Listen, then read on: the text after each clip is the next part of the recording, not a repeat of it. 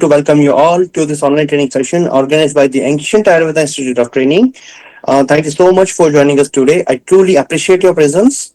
For those who are attending our session for the first time, let me give a quick introduction about the Ancient Ayurveda. The Ancient Ayurveda began its journey in 2020, starting with our flagship Ayurveda magazine. Since then, we have expanded into three major ventures under this name. We published a bi-monthly Ayurveda magazine, which now reaches over 30 lakh readers across India, UAE, USA, Qatar, and several other countries, which is creating a strong global Ayurvedic community. Over the years, we have also conducted multiple webinars and talk shows. Additionally, you'll find a wide range of categorized articles and resources on our web portal, which is perfect for spreading Ayurvedic wisdom worldwide. I request our backend team to please share the registration link for a free digital magazine in the chat. We encourage you to share it among your groups and networks. If you have not yet subscribed, please do, and do not forget to share your valuable feedback about the magazine. Recently, we have published our latest issue of the magazine based on the theme Recent Advancement in the Clinical Specialties of Ayurveda. You can read this issue completely free by visiting our website.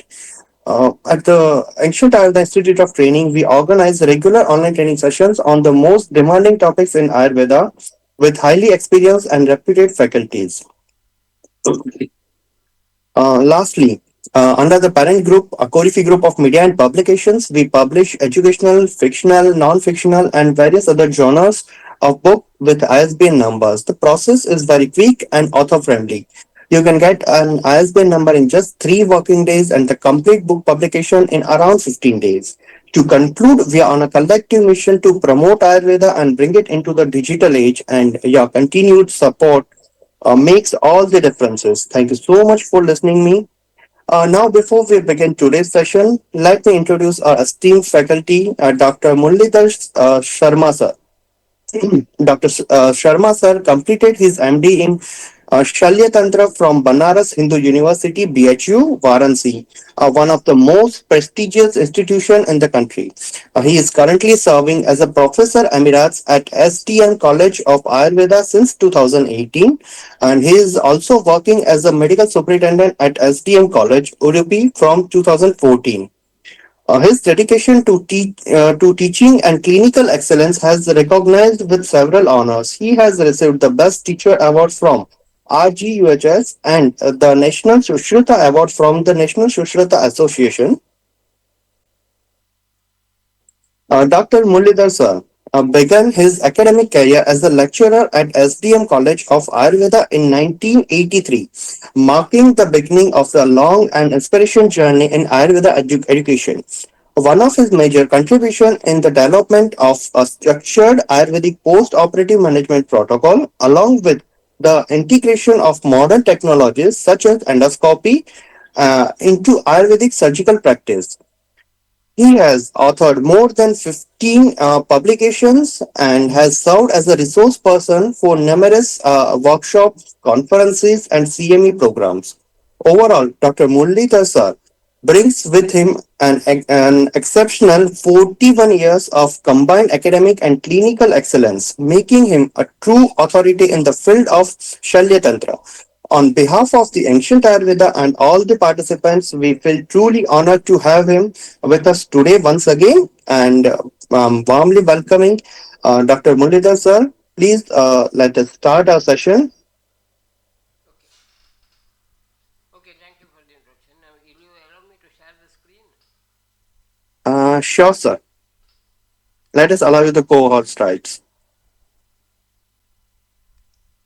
Once you allow me to share the screen, I will start. Yes, sir. We have assigned you the co-host rights, so you can now share the screen.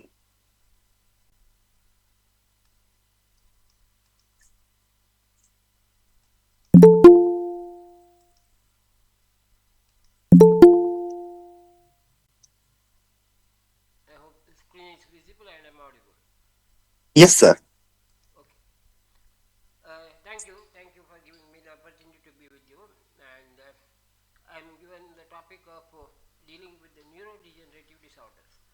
Now, the nervous system in human body has an extraordinary reserve in the sense almost more than the ratio of the nerve cells utilized in the life of a human being to the nerves which are kept as reserves is around 1 is to 300.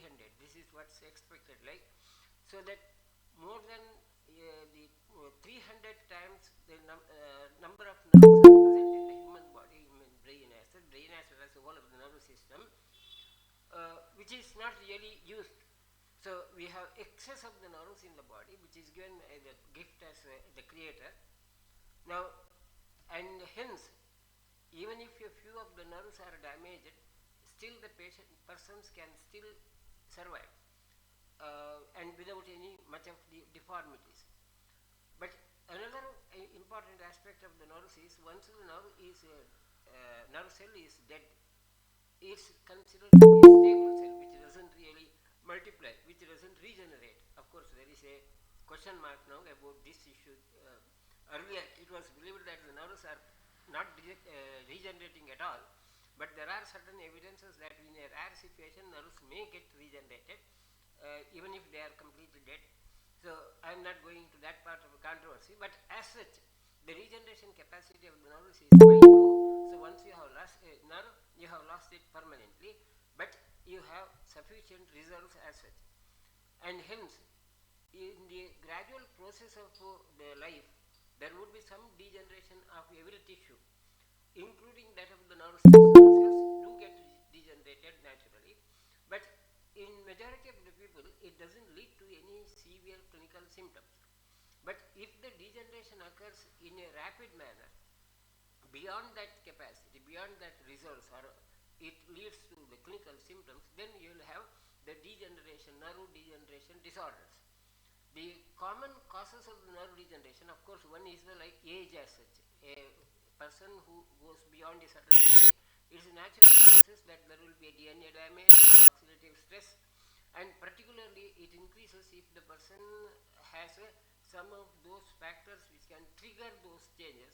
So, in general, the aging is a factor by which every tissue gets degenerated, including that of the nerves.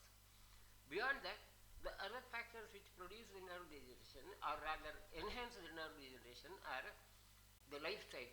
Persons who smoke, who do not have proper exercise, diet, and so on. The lifestyle issues, a lot of issues are there. It could be the one. Nutritional deficiencies also are one of the known causes. Diseases like diabetes, the injury, or it could be the infection pathology like HIV or so on.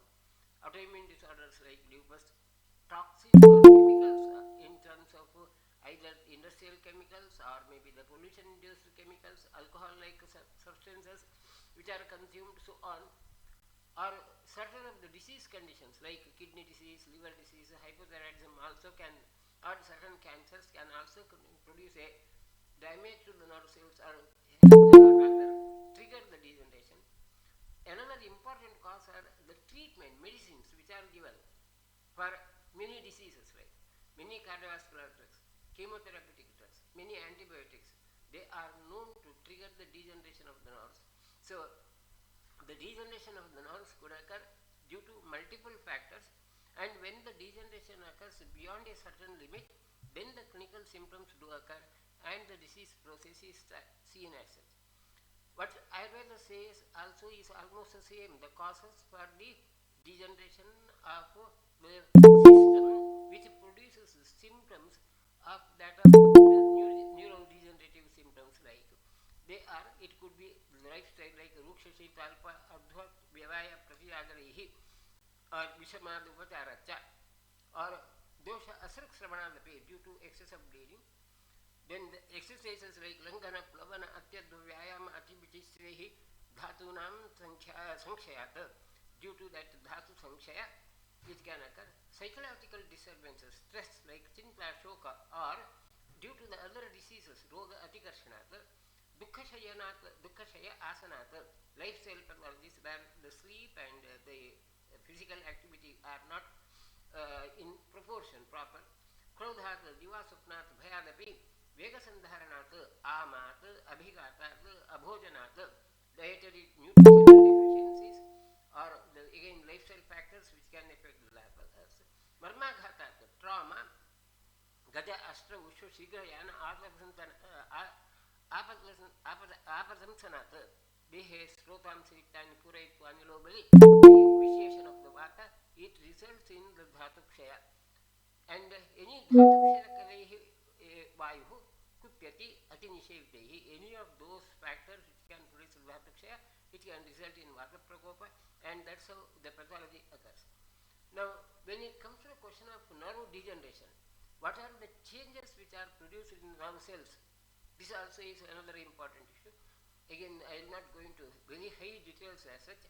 Primarily, the identified changes in the nerve cells are either amyloid fibrils where there will be some deposition of the proteins, protein polymers deposited in the nerves, and hence it affects the tissue nerve cells which are necessary for the memory formation, or it also can affect the long nerves and their function could be affected, and the diameter of the nerves could be reduced as such from 5 to 15 nanometers, or it could be neurofibrillatory tangles. When there is a degeneration, it produces a deposition of a TAU protein, a specific protein in the periphery of the nerve cells, and this results in abnormal conduction of the impulses as well as the energy production in the nerve cells are affected, and these are called as neurofibrillatory triangles.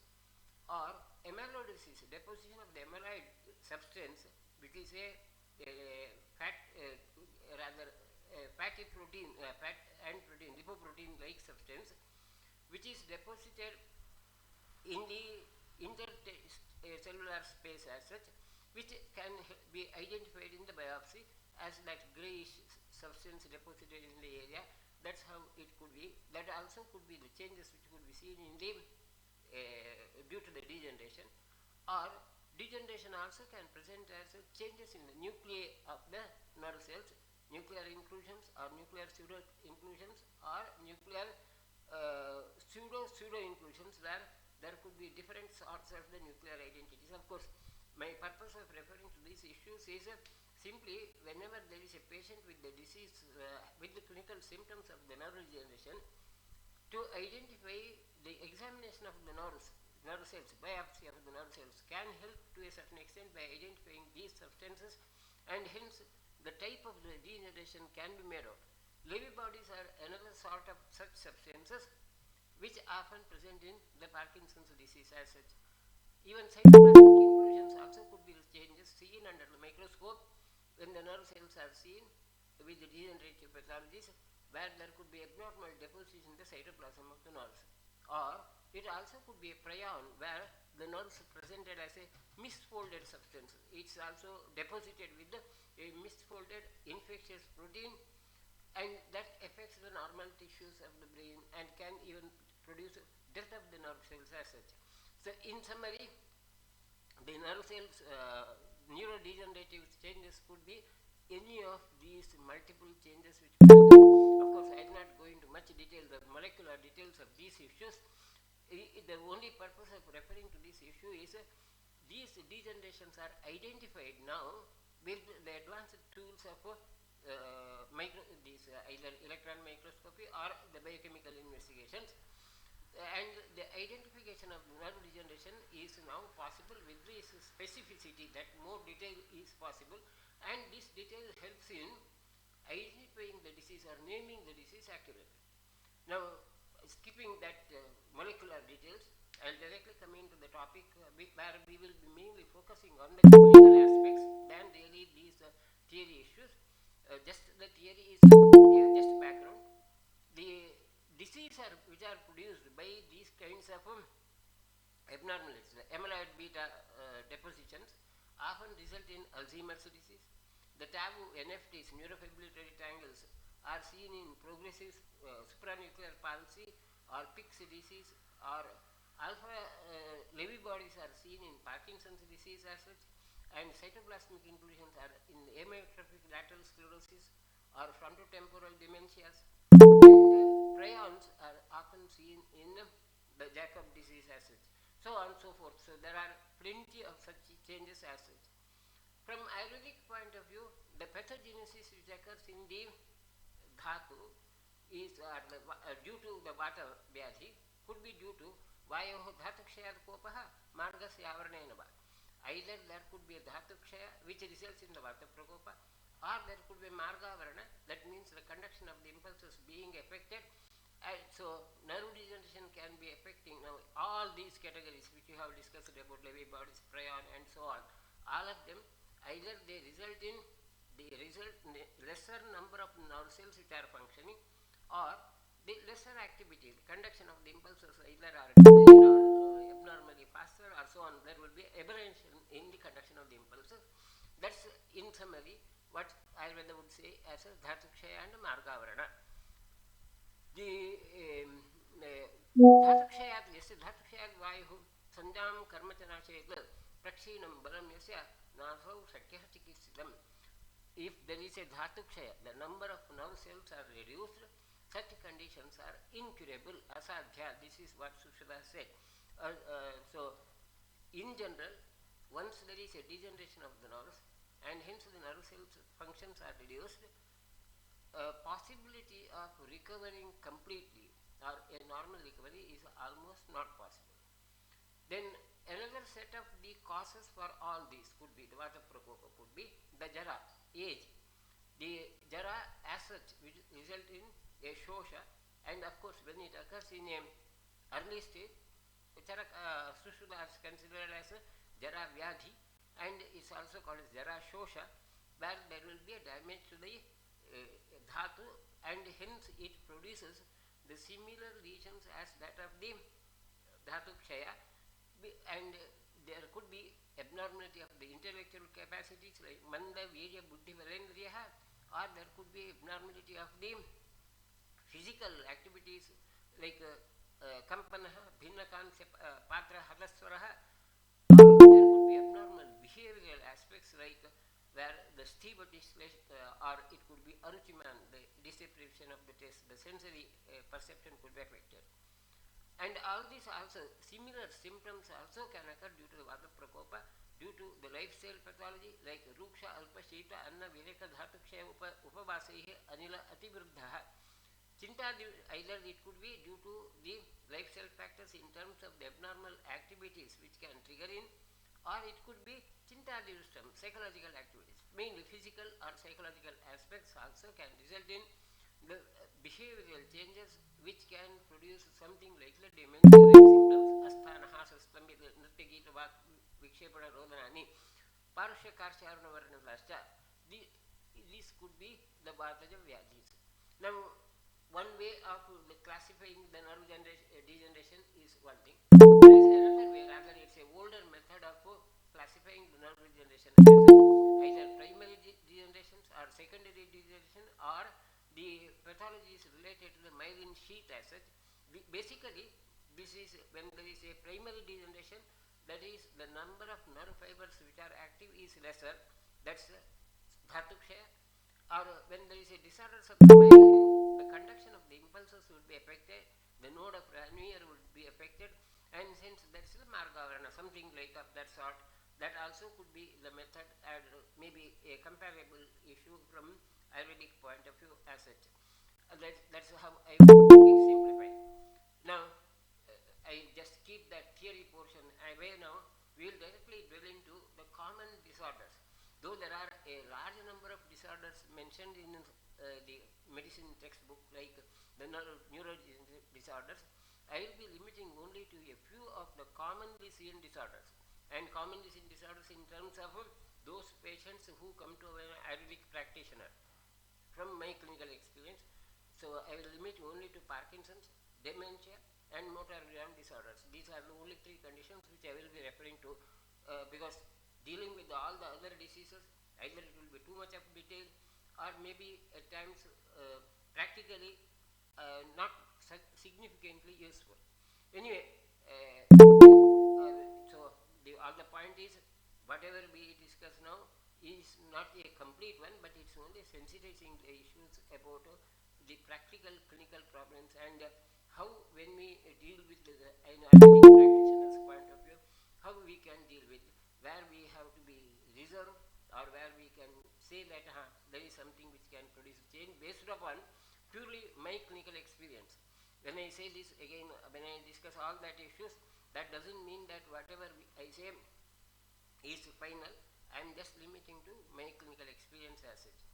Now, among those common diseases which we see, and rather which usually end up in early clinic. Now, usually, in general, a patient who is not getting sufficient benefit from the contemporary system of medicine and who is suffering for quite a long time, such patients often end up in a Ayurvedic clinic, and among such diseases which where the life is prolonged and the outcome from the contemporary medicine is not satisfactory, the patients are not satisfied, they come to the Ayurvedic practitioners, and among such diseases, Parkinson's disease is one of the common diseases as such. Now, a bit of history of the Parkinson disease.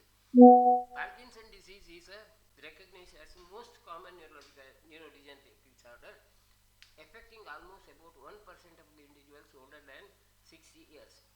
And the most cases of these Parkinson's are produced due to either genetic or environmental factors. This is what the popular belief is that. Of course, there is one more theory that there is an oxidative theory where the nerves that get degenerated due to the oxidation. Environmental cause of Parkinson has yet been proved, but though there is a suspicion that the environmental factors do act, is a matter of controversy. And suspected factors which aggravate the Parkinson's are the use of pesticides, smoking, and living in a rural environment, consumption of well water, exposure to herbicides. These are certain of the hypotheses which are now being studied rather. None of them are established without doubt, but there are some evidences that these could be the factors as such. Historically, the disease was identified and described in 1837 by John Parkinson and James Parkinson in his book of A Paralysis of Tremors. Now, or shaking paralysis, as that's how it's seen historically. And in about 10% of the cases, genes which are identifiable are seen as such. Diabetes mellitus and the Parkinson's disease, they are almost coexisting quite frequently, and hence it is also considered to be one of the triggering factors. Among those pathological entities which are known to induce Parkinson's disease, oxidation hypothesis is gaining quite popularity, and which results in the oxidation chemicals in the chemical reaction of the putamen in the brain area, results in loss of pigmented neurons, particularly dopaminergic neurons in the substantia nigra as such. That's when the patient would have a practically clinical seen identities of Parkinson's disease. And the presence of Lewy bodies also are the other clinical evidences. Coming to the clinical presentation, the most important clinical presentation of a Parkinson's disease is a resting tremor, rigidity, and bradykinesia, slower movements, slower tardy movements, rigidity. So these are the three salient signs. The clinical symptoms, evolution of the clinical symptoms would be starting with the other features like tremors, and particularly the dexterity, that fine work would be affected. Like what the patient would initially say is patient would be finding it difficult to do fine work like threading a needle, or it could be like writing, painting, so on. There are patients who say that their handwriting is now being affected recently. This could be the initial most clinical symptoms identified by the patient. Or it could be the gait being altered. The arm swing during walking will be affected. Voice changes do occur. Facial expression also gets decreased as it. Sleep disturbances, and particularly the patient's eyeball movement become somewhat abnormal. There could be a reduced sense of smell as the initial clinical symptoms, or patients who may have a autonomic dysfunction which presents with the gastrointestinal tract abnormalities like constipation, sexual dysfunction, or there could be even sweating abnormalities, either increased sweating or reduced sweating could be the initial most symptoms which could be seen, or a patient with general feeling of weakness, depression, or anhedonia. Anhedonia is where the patient doesn't feel the pleasure in a pleasurable event, something which the patient used to enjoy earlier, now he doesn't enjoy. That's the also could be the initial clinical symptoms, which are often considered as a behavioral changes. The thinking will come slower. Patient may not be able to take the decision as earlier. But these symptoms are quite vague and often may be confused with either some psychiatric conditions or something else other than that physiological conditions, or many times they could be just neglected as such. But once the motor set symptoms tend to occur, typically there will be asymmetric. That means it may not be the same on both the sides. Symptoms could be more intense on one side and it could be lesser on the other side. And it is presented with the tremors. Tremors initially are seen in upper extremity first in majority of the patient. Then gradually it may involve the ulnar limb also. There could be progressive rigidity, gait. So initially in the sequence of symptoms in majority of the patients, initially it could be the tremors, which could be the major identifiable entity. Then the bradykinesia and the rigidity tend to develop, and the patient may also have a altered posture, and in very severe cases, patient may not be able to stand erect. There could be impairment of the balance. Walking also could be very difficult. In addition to these, other symptoms which are often seen are salivation, which is excessive salivation, forgetfulness, urinary urgency, reduced smell, or constipation as such. The typical appearance of a Parkinson's disease is the patient would have a typical bent gait as such. The face would be having no expression, that's called as masked facial expression. The patient tends to bend forwards, and when he walks, the steps will become very rapid as such. So initial slow, then he gains momentum. He is not able to control. At times even there could be a fall. Patient may even fall. And the typical appearance also could be a flexed elbow. The hands will be rigid as such, and the legs movement initially slow. Then there could be even tremors seen in the legs. Typical tremors seen are the repeated movements, resting condition also, which is often named as pill rolling tremor. It looks like as if the patient is rolling a pill. These are the typical clinical presentation as such. Now, pathologically, the changes which occur could be initially the changes are seen only in the dorsal motor nucleus. At that stage, the patient may not have all the clinical symptoms. That typical extrapyramidal symptoms are not seen at that stage, but step by step, as the condition progresses, and particularly till the patient has a involvement of the substantia nigra, you may not have the typical clinical symptoms. These the first 2-3 phases where the dorsal motor nucleus, or it could be the nuclei which is just above the thalamus, they are involved in the initial stages. The patient may not have the typical clinical symptoms of the Parkinson's. The typical Parkinson's symptoms do occur when the substantia nigra is involved at this area, or then further when it affects the neocortex, or further in the superficial most areas of the cortex. That's how the lesion spreads, starting from the basal area, then it spreads to the other area. The clinical symptoms tend to evolve. The psychological symptoms like depression and that impairment of the gait, they will be occurring, and memory loss, they tend to occur when the neocortex is involved. So rather, when there is a clinical symptoms which are full-fledged, that means the extensive area of the brain is involved as such. From the clinical point of view, the staging of Parkinson's disease is done by the clinical presentation, and this is called as a Heenyar clinical system of classification, staging. And the stage 1 is where the patient has a minimal mild tremors and difficulty in walking, and seen only on one side of the body. And many times the patient's family would note that the facial expressions are changed and doesn't affect the daily life much. Stage 2 is the symptoms worsen to tremor with the difficulty in moving, and it may even affect both sides of the body, and daily tasks are more difficult but possible. Stage 3 is where the patient finds it difficult to maintain the balance. That's the stage 3 as such, and the coordination are now affected, and the maybe patient may be falling as such, and hence the patient requires a continuous help.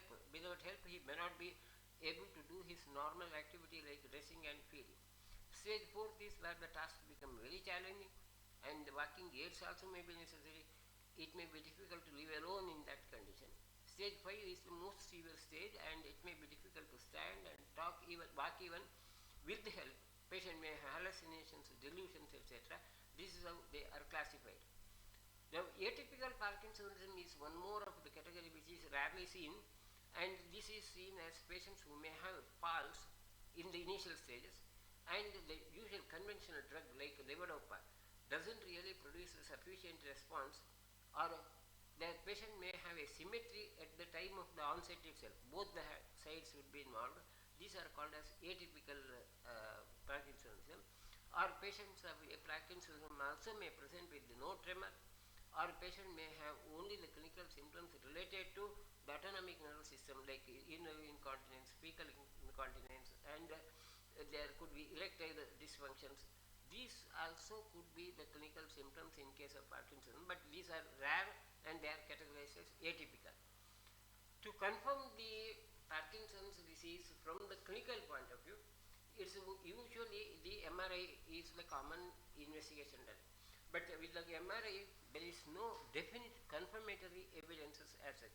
The MRI evidences are in the T1 MRI image. It may show just increased intensity of the substantia nigra and red nucleus due to accumulation of the iron, or in the other more common sign is also called as a swallowtail sign, which is considered to be accurately diagnosing in over 90% of the patients. And once you have that kind of a sign in a MRI scan, that's almost confirmatory of Parkinson's as such. Then the other would be the hyperintensity in the substantia nigra. Now that swallowtail sign at the substantia nigra is when you see this kind of a, the swallow is a typical bird, and that tail like appearance seen in the internal capsule, beyond the internal capsule near the substantia nigra area. This kind of an appearance seen in the MRI scan is almost confirmatory of a Parkinson's disease as such. Hypointense substantia nigra, that in the substantia nigra area the lesser density seen in a MRI scan also could be making the diagnosis of Parkinsonism easily and in MRI scan as such. The more advanced technologies which are not generally done in routine clinical practice, but some of the patients may come with this kind of investigations also, where that scan, that's dopamine transporter scan, could be more specific, where that dopamine transportation is seen to be seen in a lesser activity. Or PET scan also can help in Parkinson's disease, diagnosing the Parkinson's disease, where the metabolic activity of the nerve cells are reduced as such. So these are the imaging investigations which are done to confirm the diagnosis of Parkinson's disease.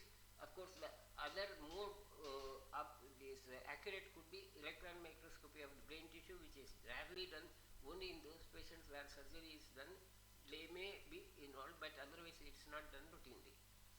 Now, symptomatic treatment. Now, from the current point of view, the most important standard treatment is levodopa and monoamine oxidase inhibitors. These are the group of drugs which are given, and initially the patient would have an excellent response. A typical Parkinson's disease patient would have an excellent response to levodopa, and as I have known, no ayurvedic protocol can produce the same benefit as that of the levodopa.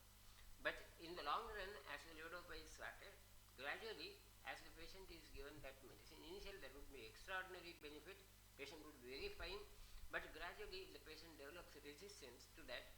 The dose of levodopa has to be increased, and then beyond a certain limit, that also doesn't help. So it's quite common.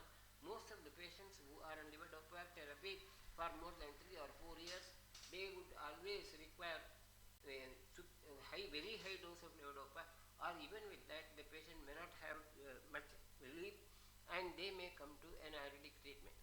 And in the initial stages, as far as I know, from my point of view, we do not have any treatment which can be comparable, which is almost equally potent as that of the levodopa as such. So most of the times when we treat, it is in the later stages. The other options of the treatment which are now being done in the Western medicine in the are the deep brain stimulation surgery, which is now gaining popular, which is claiming to be having much more benefit. The other is telomatomy or pallidotomy or even neural transplantation, gene therapy. These are some of them are still in experimental stage. Some of them are being used and rarely done, and maybe in the advanced countries may not be such facilities may not be available.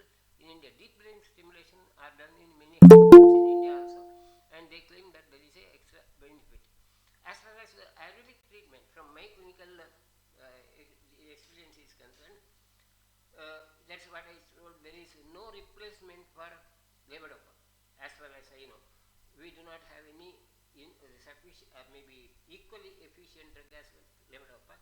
So, in all the patients who are on levodopa with insufficient clinical relief, my prescription would be Smritsagara, Ekangvira, Abrakatapyadi, Gonda Vivatkara. That's Abrakatapyadi is given in the, with an idea of coping up with the Dhatukshaya as well as Margavarana. And with this, many patients may have some satisfactory benefit. Many of those symptoms like extra salivation, behavioral changes, the rigidity, that can be somewhat better managed with this. The other option of the treatment which I try is Tailadhara and Radhapan Basti. With this also the patient may have some better aspects in terms of the depression, reduction of the depression, behavioral changes they may improve with the Tailadhara and Radhapan Basti. In my experience, Pindasvela worsens the condition. Patients of Parkinson's disease, if you do the Pindasvela, the condition worsens. Then there is a condition called as Parkinson plus syndrome, where there will be sudden onset of multiple pathologies, where the patient may have a severe dementias, very severe rigidity, balance disturbances as such, and such conditions often are very resistant to the treatment as such. And these typically seen as early onset of symptoms like dementia. Within a very short period, patient may go into psychosis. Pyramidal signs also could be seen, and widespread lesions could occur where the prognosis is extremely poor. Even modern treatment doesn't produce enough results, and with our treatment also, you may not have the satisfactory results. Now, another condition which I try to deal with is dementia. Now, dementia is a broader term which is used for many conditions where the patient may have a persistent loss of intellectual functioning, especially with the impairment of memory and abstract thinking, rational thinking, or often with personality changes as such, and along with the organic disease of the brain. Now, dementia has to be differentiated from the psychological disorders like schizophrenia, often which is also confused with that. So, of course, when there is a organic disease of the brain presenting with those behavioral changes where intellectual function is affected and the memory and thinking is affected, then we consider that as a dementia. Now, dementia is one of the disease where virtually no curative treatment is possible, and it's one of the major issues from the maintenance of health in older age or global problem, and hence WHO has given some important key factors. Now, I have just copied it from the WHO key facts on dementia, and according to the WHO, which is a huge amount of the data which gives you some broader vision of that dementia issue. Currently, more than 55 million people have dementia worldwide, and over 60% of them live in low and middle income countries like India, where the incidence is much higher. And there are nearly 10 million new cases added. So, this is to highlight about the severity of the disease. And the dementia could also be produced due to multiple other diseases like injuries or Alzheimer's disease also. Now, Alzheimer's and dementia, the differences are very minimal, and it may even be due to other diseases. Secondary dementia is common in 60 to 70% of the cases. Dementia is considered to be seventh leading cause of the death and one of the major causes of the disability. In 2019, dementia has cost economies globally about 1.3 trillion US dollars, and 50% of these costs are attributed to care provided by informal carers, family members, and other close friends, not the medical. Now, the point is that medicines rarely help, or the medical treatment helping in dementia is very lesser, and women are disproportionately affected, and they experience a higher disability, and they need more care as such.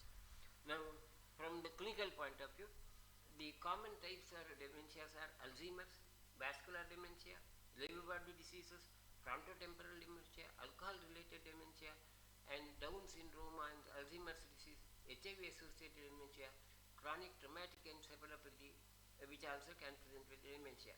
Now, these differences are mainly from academic point of view. Ultimately, when it comes to the question of treatment, virtually there is not much of a significant difference, except in case of the alcohol-induced pathologies, where withdrawal of the alcohol may to a certain extent may help. HIV-associated inflammatory conditions, that anti-infective treatment for HIV may help to a certain extent. So, with minor variations, in all, we may consider them as a single group of the disease, though theoretically you will have many classifications. Now, among those issues, the common conditions which we see in our routine clinical practice is Alzheimer's disease. Alzheimer's disease is very common, and we see them quite frequently, and it's considered to be a slowly progressive disease. Historically, it was named with Alzheimer's disease in 1901, where a psychiatrist named as Alois Alzheimer observed a patient in Frankfurt asylum who suffered from a loss of short-term memory, typically, and the long-term memory was existing. And this led to a curiosity by Dr. Alzheimer, and he identified about the pathology with his helpers, like in a laboratory, and established the pathological changes in the brain tissue, and from that day onwards the Alzheimer's disease was known. Earlier, every other condition was considered as dementia only. Now, from Ayurvedic point of view, is the patient who has smriti bhramsha. Tattva-jnane smriti-yasya rajo mohatmana bhrashyate sa smriti bhramsha. That Alzheimer's is the smriti bhramsha, and the causes are sampuranehi manda vijayasya sushma kapho marmani samradustha buddhim smritanchapi upahatya chittam pramohan sandhane vikaram. It is due to the kapha vata that the change do occur, and the clinical symptoms are vakchesitam mandam, the speech and other activities will go slower. Nari vivikta priyata atintrita, there would be abnormal behavioral activities, clinical symptoms like chardishta lala balante bukte nakhadisham kriyamte kapatmake, the kapha symptoms do occur. About the existing hypothesis about Alzheimer's, it's considered to be multiple hypotheses are there, and among them the two important theories which are really popular, are where you have more evidences, are the tau hypothesis, a tau protein which I referred to in the initial slides as such, deposited over the brain, and abnormal genes identified. These are now well known, or rather established. The other theories like amyloid deposition, cholinergic neurotransmission affecting the brain tissue resulting in Alzheimer's, oxidative stress, inflammatory reactions are all, depression, head trauma, alcohol consumption. These are the other conditions which have been considered as a possible cause for the dementia. Now, one important from Ayurvedic point of view, recent development in case of the pathologies related to the dementia is Alzheimer's Association Internal Conference in 2023 of the important issues is in case of dementia patients, large number of patients, there is a definite linkage between that amyloid deposition and tau protein in the brain and the gut bacteria. This is from Ayurvedic point of view, this is a very important issue. That relationship between the gut and brain, gut-brain axis is one of the new theories which is gaining popularity in many disease conditions. And the Ayurvedic theory of the considering the Pakwashaya as the origin of Ama, origin of Vata, origin of Vata is now being established. So boldest theory is now coming to the fore, and this may justify the treatment of Basti as such. Of course, the changes which occur in the nerve cells in case of Alzheimer's disease could be like there could be I think this may be more theoretical importance. Under microscope these changes may be seen in the nerve tissues as well. The clinical symptoms of Alzheimer's disease is the initially the symptoms will be remain. It could be simple memory loss, confusion about the location of our familiar places. Many times the simplest would be the patient would be forgetting the names of persons whom he sees regularly. And it's not that rarely seen persons, even those persons who are seen regularly, he forgets names, or he'll find it difficult to recollect those very common things which he does every day, and he misses many things like forgets about the location of his spectacles, his chappals, and so on. So that's how it occurs, like initial most clinical symptoms, which are often considered as stress-induced factors or simple behavioral changes which are considered as such. But later on it results in confusion about the locations in the surroundings area, and it may affect the normal day-to-day activities, or it may take more time to do the normal day-to-day activities, and patient may have difficulty in calculating money and paying bills, etc., the day-to-day activities, and even there could be resulting in bad decisions at times. Spontaneity is lost, the patient may not be able to take a decision. Mood changes tend to occur, which often may be considered as simple psychiatric conditions initially, or stress-induced conditions. As the condition becomes more severe, that's in the next stage, moderate conditions, there will be increased memory loss, and confusion would occur. Attention span, the person may not be able to give attention to any topic for a long period. Even there could be difficulty in recognizing the patients and family members. There could be a lot of difficulty in speaking the language, either spoken language or reading language, writing, that could be affected. And the patient also may be having difficulty in organizing thoughts. Relevant or logical thoughts also may not be possible. Even there could be a difficulty in coping up the new situations. Restlessness, agitation also could be the clinical symptoms, and this results in repetitive statements or movement, and even muscle twitches could occur. Hallucinations, delusions also can occur later on. Impulse control, like where the patient may have very short tempers often, and the languages also could be vulgar, and the patient may have a perception, the abnormality in movement as well as perception. So he may hit to the surroundings like chairs or table, etc. Severe Alzheimer's is where the patient would have very severe condition where the patient cannot recognize even the closest members of the family, cannot effectively communicate as such, and totally dependent on others' cares as such. Seizures could occur, skin infections could occur. There could be abnormal sounds produced like moaning or grunting, or sleeping also could become very relevant. Lack of behavior, bladder and bowel control also could be the clinical symptoms. To confirm Alzheimer's disease, there are a lot of methods of tests done, and the tests done to test the attention, concentration, recent memory, language, or ability to perform skilled motor tasks, or these visuospatial functions. These tests are relevant in identifying the Alzheimer's disease.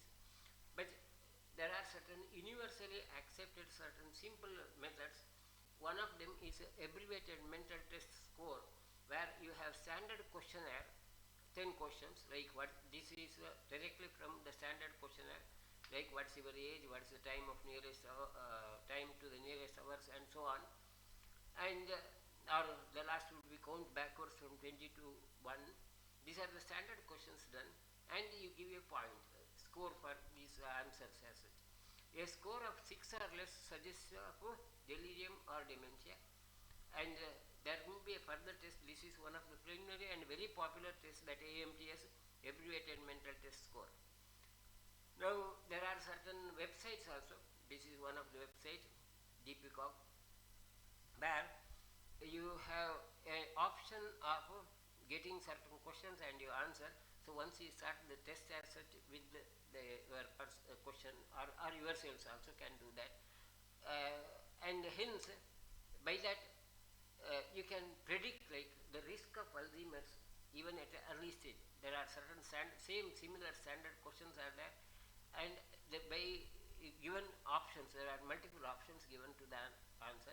And if you try that, so anybody who is interested may try this DPCOM test as test for Alzheimer's possibility. It's not about identifying a established Alzheimer's disease, predicting about the possibility of Alzheimer's by your own self-assessment, or even the patient assessment also could be done in that site. It's a free site, so maybe try. The changes which occur in the brain tissue in the Alzheimer's disease also are very typical. In the initial stages, all that changes will be seen in the just above the internal capsule subcortical area, but later on it results in thinning of the cortex area. Cortex becomes thinned out, and the ventricles tend to become dilated, and that's how the changes do occur. And these changes can be seen in MRI scan as the mild changes or severe changes, where the ventricles become dilated, cortex becomes very thin as such, but that could be the clinical signs, radiologic signs. In addition to these, the other MRI signs which could be suggestive of Alzheimer's are atrophy of the hippocampal area, the atrophy changes in the hippocampus area, temporal lobe atrophy. There could be the atrophy in the temporal lobe over here, where the brain tissue is less dense as such, or Sylvian fissure, the dilation of the Sylvian fissure.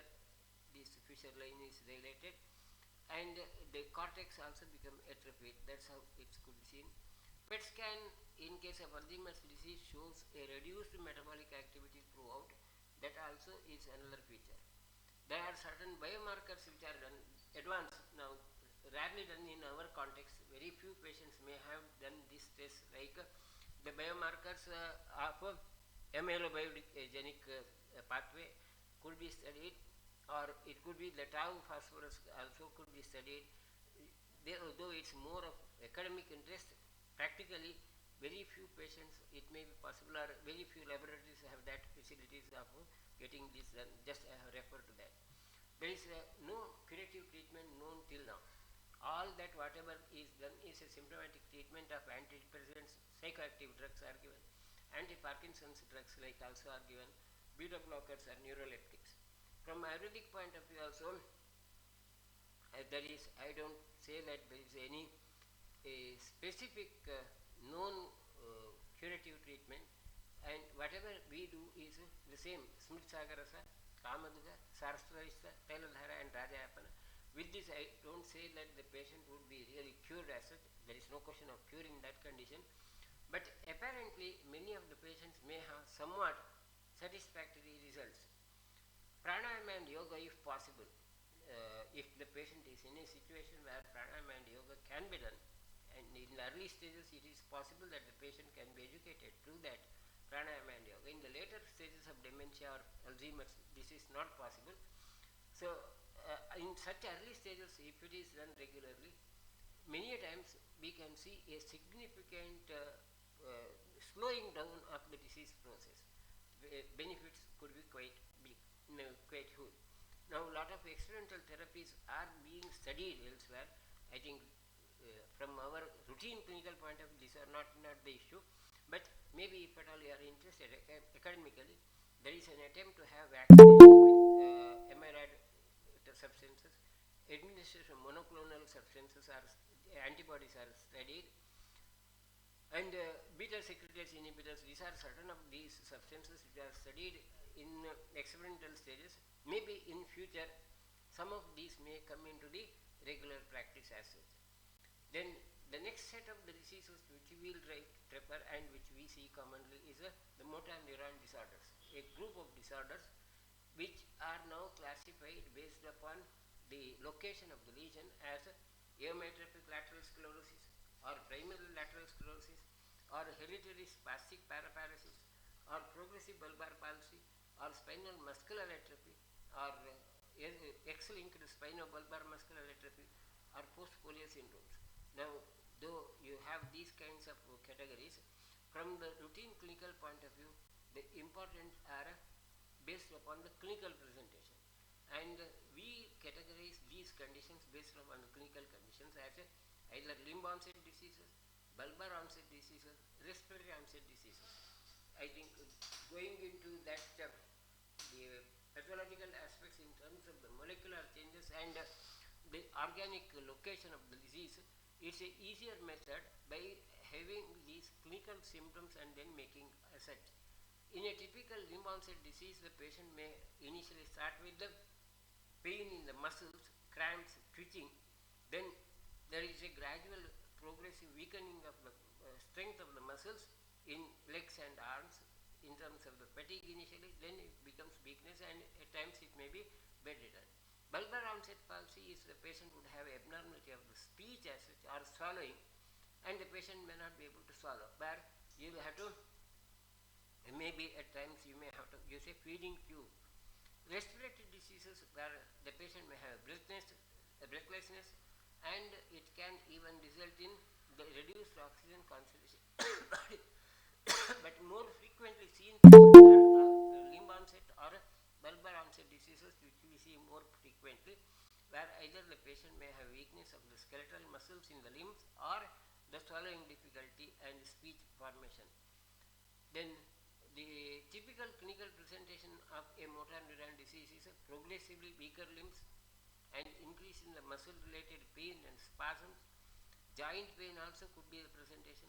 Muscle atrophy can even be seen, can result in the stiffness, and rotation movements may not be possible. Strength of the rotation movement also may be difficult. Inability to control the saliva or continuous dropping or drooling of the saliva. Bouts of yawning resulting in jaw pain. Speech may be worsened. Muscles of the throat also may become weaker, and the brain functions may become weaker as such. Now, these symptoms could be considered in terms of, I'll be considering these as Vata Prokopajanya Vyati, where either it could be Sankocha Parvanam Sambha Bhagno Swam Parvanamapi Romaharsha Pralapasya Pandrasya Shirograha, exactly the same symptom, where the patient may have a Kanja, Pangulya Kubjatvam Shoto Angana Manjira. These are the very typical clinical symptoms. Garbha Shukra Rajonashaha Spandanam Gata Sukruta. These may not be so commonly seen as such. And in these conditions, again, there is no question of a curative treatment, but what I would be trying is patients are administered Chandraprabha Ekangavira and Ashwagandha Rishta with an idea of Rasayana and reduction in the Vata Prakopa. Matravasti or Neurovasti also are tried in many patients where there could be somewhat satisfactory change in the course of the disease. I don't say that there will be a complete cure as such. Contemporary medicine also has a very minimal outcome. The motor neuron diseases also could be presented as Avaranajanya, where the patient would have more of rigidity, where instead of simply that reduced strength as such, and in that condition the patient would have symptoms like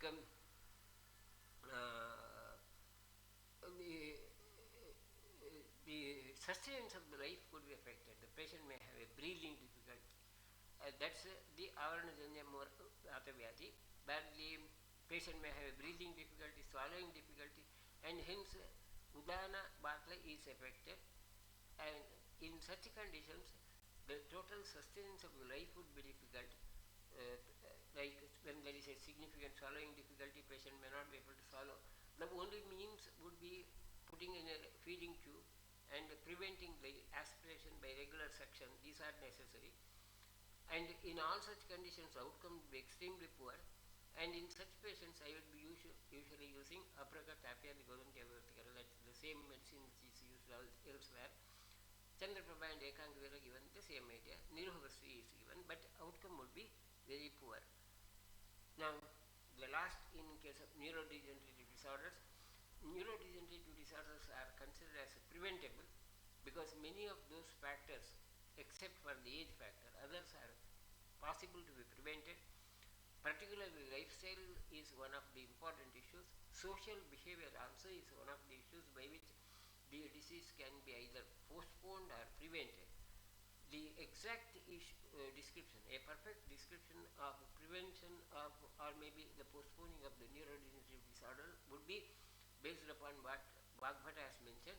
Nityam hitahara vihara sevi samikshakari vishesha saktaha data samah satyapadaksamavan aptopasevi cha bhavatya rogaha, with a very compact description of a proper lifestyle where all the lifestyle habits like food as well as behaviors or activities are considered. A self-assessment, samikshakari, self-assessment and regular assessment of your own analysis of your own activities. Having a good social relationship like data, samaha, satyaparaha, these are aptapusevi. Having a good social circumference around would be the best of the options to prevent many of these neurodegenerative disorders.